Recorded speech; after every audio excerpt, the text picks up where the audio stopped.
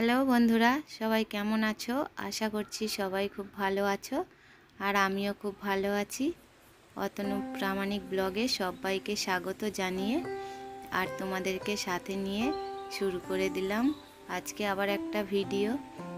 আজকে জানো তো বন্ধুরা, আমার ঘুম থেকে উঠতে একটু দেরি হয়ে গেছে। তো তার জন্য যে সকালবেলা করে জলটা আনতে যাই, তো আজকে সেই জলটা আর আনতে যাওয়া যেতে পারিনি।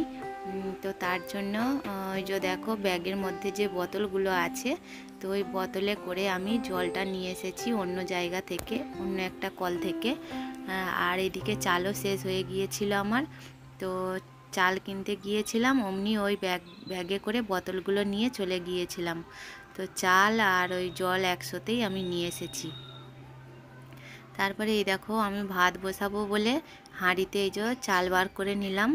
আর চাল বার করে নিয়ে আবার ডামের মধ্যে 3 বার চাল তুলে দিলাম। তো ওইটা বলে রাখতে হয়, তার জন্যই রাখি। তারপরে আমি চলে যাব রান্না করতে। আর আজকে জানো তো আমাদের আগের দিনে হাট হয়েছিল। আমাদের এখানে বিকালবেলা হাট হয়, তা বিকালবেলা বাজার হয়নি। আজকে সকালবেলা তোমাদের দাদা ভাইয়ের কাজ নেই বলে তাই যে সকালবেলা এক জায়গায় হাট হয়, তো সেখান থেকেই এই যে বাজার করে নিয়ে এসেছে। চলো দেখাই কি কি বাজার করে নিয়ে এসেছে। তেল এনেছে, আর এদিকে ঢেঁড়স আছে, বটবটি আছে, করলা আছে, ঝিঙে আছে, শসা আছে, কাঁকরোল আছে, আলু আছে, পেঁয়াজ আছে, আদা রসুন, আর এতে ডাল আছে। আজকে আমাদের এই যে বটবটি চচ্চড়ি করব, ডাল করব, আর দেখি করলা ভাজা করব, যাই হোক একটা করব। এই বাজারগুলোই এনেছে আজকে আমাদের। চলো এই দেখো হাঁড়িতে চাল নিয়ে নিয়েছি, এখন চলো রান্নাটা করে নিই। এই দেখো আমি রান্না করতে বসে গেছি। তো আমি এখন আনাজ কেটে নিচ্ছি, আর আমি ভাত বসিয়ে দিয়েছি, দিয়ে আনাজ কাটতেছি। কারণ আমি একেবারে আনাজ কেটে নিয়ে রান্না করতে বসিনি, ভাত বসিয়ে দিই তারপরে আনাজ কাটি। রান্না করতে করতেই আনাজগুলো কাটি আমি। আর জানো তো বন্ধুরা, আমাদের গামলাতেই আনাজ রাখি, তোমরা দেখেছো প্রায়ই। তো সেই গামলাটাই না আগের দিনের জামা কাপড় কিছু ভিজে ছিল বলে সেই গামলাই করে তুলে রেখে দিয়েছিলাম। আর আমি যেহেতু জল আনতে চলে গিয়েছিলাম, আর তোমাদের দাদা ভাই বাজার করে এসে গামলাটা দেখতে পাইনি, তো ওই ঝোড়াটা সামনে ছিল, ওই ঝোড়ার মধ্যে আনাজগুলো ঢেলে রেখে দিয়েছে। তো আমি আবার পরে ওইগুলো লাবিয়ে অন্য জায়গায় গামলাতে আবার রেখে দেবো সাজিয়ে। তো চলো আজকে আমাদের রান্না করব বটবটির তরকারি, আর ডাল, আর মাছ ভাজা করব। তো মাছের ঝাল আজকে করব নি। তো ভিডিওটা দেখতে থাকো। আর এই দেখো এই যে নদী থেকে মাছ ধরে নিয়ে এসেছে। কাজ হয়নি আজকে, ওই জন্য নদীতে গেছিল মাছ ধরতে। তো দেখো কি কি মাছ পেয়েছে। এই দেখো এটা হলো ভোলা মাছ, এটা ভেলে মাছ, এটা ছোট ছোট ট্যাংরা, এই দুটো ট্যাংরা, এগুলো চিংড়ি, এটাকে ফেসা মাছ না কি মাছ বলে, দুটো ভোলা, একটা ভেলে, আর এই চিংড়ি মাছগুলো ধরে নিয়ে এসেছে। দেখতে পেয়েছ? তো চলো এগুলো এখন বেছে নিই। আর এই দেখো আমি মাছগুলো বাছতে এখন বসে পড়লাম।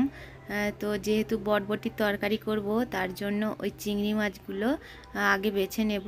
চিংড়ি মাছগুলো বেছে নিয়ে তারপরে বটবটির তরকারিতে দিয়ে দেবো, তাহলে একটু তরকারিটা ভালো হবে। তো চলো আমি চিংড়ি মাছগুলো বাছতেছি। আর একটা কথা বলি, ওই মাছগুলো যে ধরে নিয়ে এসেছে না নদী থেকে, আজকেই আমাদের একটা খিয়ে জাল কিনে আর যে নদীতে গিয়েছিল মাছ ধরতে। আমাদের পুকুর আছে, কিন্তু খিয়ে জাল আগে একটা ছিল, সেটা ছিঁড়ে গেছে। ছিঁড়ে যাওয়ার পর আর জাল কিনা হয়নি, আর পুকুরে তেমন মাছও ছাড়া হয়নি। কারণ আমাদের একটু কোটাল উঠলেই পুকুরটা ডুবে আর বাকুল দিয়ে জল যায়, তো মাছ পালিয়ে যায়। তার জন্যেই মাছ তেমন ছাড়া হয়নি। তো এই বছর ছেড়েছি মাছ, পাঙাশ মাছ আর রূপচাঁদ মাছ। ছোট ছোট রূপচাঁদ পাঙাশ ছেড়েছি, আর বড় বড়ও পাঙাশ মাছ ছাড়া হয়েছে। তো আমি এই যে মাছগুলো বাছতেছি। আর তোমাদের দাদা ভাই আবার কি করেছে, এসে খিয়ে জালটা নিয়ে পুকুরে লেবে গেছে মাছ ধরতে। তো আর আগে কি ছিল জানো তো বন্ধুরা, যে যাদের খিয়ে জাল এনে পুকুরে ফেলাতো তাদের দিকে যদি দুটো মাছ পড়ে তো তাদেরকে একটা দিতে হয় আর আমাদের একটা নিতাম। তো তার জন্যই আজকে জালটা কিনেছে। নতুন জাল কিনেনি, পুরনো জালই কিনেছে। জালটার দাম নিয়েছে 900 টাকা। আবার ওই জালটাকে সারাতে হবে, সারালে পুরো ভালো হয়ে যাবে। তো সারাতে খরচ পড়বে বলেছে 300 টাকা। তাহলে 900 আর 300 কত হলো, 1200 টাকা খরচা পড়বে। তো চলো আমি চিংড়ি মাছগুলো বেছে নিচ্ছি, যেহেতু বটবটির তরকারিতে দেবো বলে। তারপরে আবার পরে আমি মাছগুলো বাছবো। আর ওইদিকে তোমাদের দাদাভাই পুকুরে মাছ ধরতে লেবেছে। তো চলো আমি মাছগুলো বাছতে থাকি আর তোমরা ততক্ষণ আমার ভিডিওটা দেখতে থাকো। আর ভিডিওটা দেখতে দেখতে যদি কোথাও একটুও ভালো লেগে থাকে তাহলে প্লিজ লাইক কমেন্ট শেয়ার করে দিও। আর চ্যানেলে যদি নতুন কোনো বন্ধু হয়ে থাকো তাহলে চ্যানেলটি সাবস্ক্রাইব করে আমার পাশে থেকো। আর আগে থেকেই যারা চ্যানেলটি সাবস্ক্রাইব করে আমার পাশে আছো তাদেরকে অসংখ্য অসংখ্য ধন্যবাদ। তারপরে এই দেখো পাঙাশ মাছ পড়েছিল 4টের মতো, তো ছেড়ে দিয়েছে, দিয়ে এই যে একটাই রেখেছে। তো পাঙাশ মাছ তো আমি বাছতে পারিনি, তোমাদের দিকে বলেইছিলাম, কারণ আমার ভয় লাগে কাঁটা গেঁথে দেওয়ার। আর তোমাদের দাদা ভাই পাঙাশ মাছটা বাছে। তো এই দেখো তোমার দাদা ভাই এখন ছাই নিয়ে বসে পড়েছে পাঙাশ মাছ বাছতে। আর পাঙাশ মাছটা দেখো এখনো পর্যন্ত জ্যান্ত আছে, খাবু কাটছে।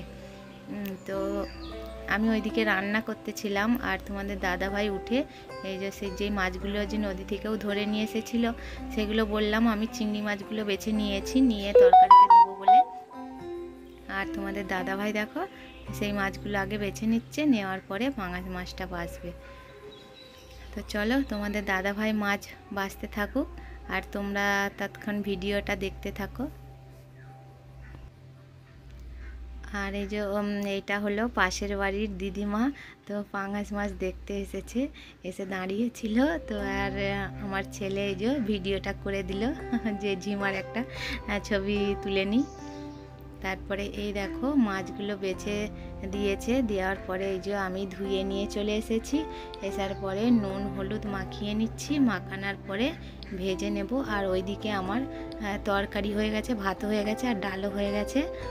তো আমি এখন মাছগুলো ভেজে নেব, ভেজে রেখে দেবো। মাছের ঝাল আজকে করবো নি, কারণ মাছ ভাজাই খাবো।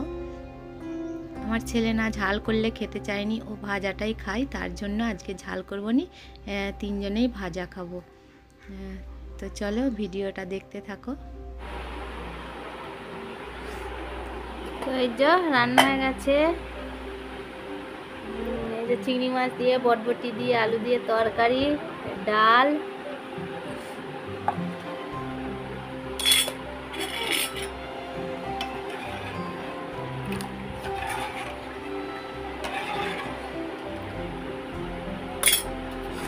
ডাল আর ওই ভাত।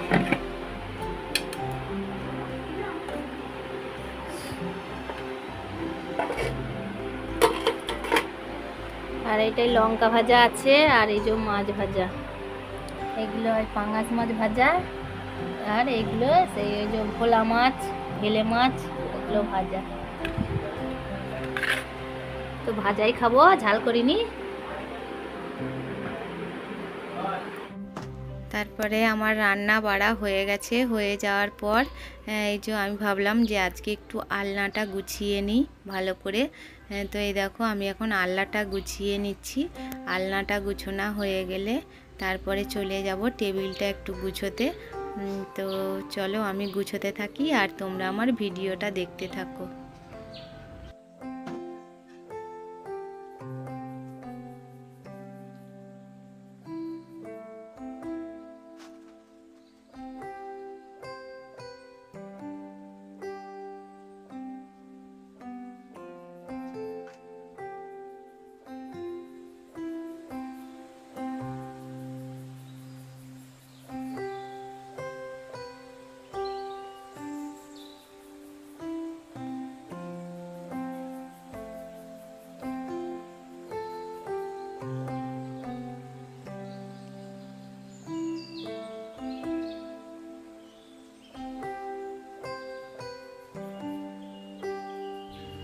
এই দেখো আমার গোছনা হয়ে গেছে। তো কেমন হয়েছে কমেন্ট করে জানাবে। তো চলো আমি আরও টেবিলটা গুছোতে থাকি। আর এইদিকে দেখো টেবিলটা গুছোতে চলে আসলাম। আসার পরে এই যে ছেলের বই খাতাগুলো একধারে রেখে দিলাম। দেওয়ার পরে ওই যে টেবিলটা এখন ভালো করে ঝেড়ে আর পুছে নিচ্ছি। আর ওই পর্দাটাকেও, ওটা হচ্ছে দেয়াল আলমারি, তো আমাদের এখনও যেহেতু কাঁচ পোড়ানো হয়নি তার জন্য পর্দা দিয়েই মানে রেখেছি। আর ওই দিকে দেখো ভালো করে টেবিলটাও ঝেড়ে মুছে নিচ্ছি। তো চলো ভিডিওটা ভালো লাগলে অবশ্যই লাইক কমেন্ট শেয়ার করে দিও। আর চ্যানেলে যদি নতুন বন্ধু হয়ে থাকো তাহলে সাবস্ক্রাইব করে আমার পাশে থেকো। চলো ভিডিওটা আমি এখানেই শেষ করলাম। সবাই ভালো থেকো, সুস্থ থেকো, আর নিজের খেয়াল রেখো। চলো আবার দেখা হবে আগামীকাল অন্য কোনো ভিডিওতে। ততক্ষণ আমার ভিডিওগুলো দেখতে থাকো।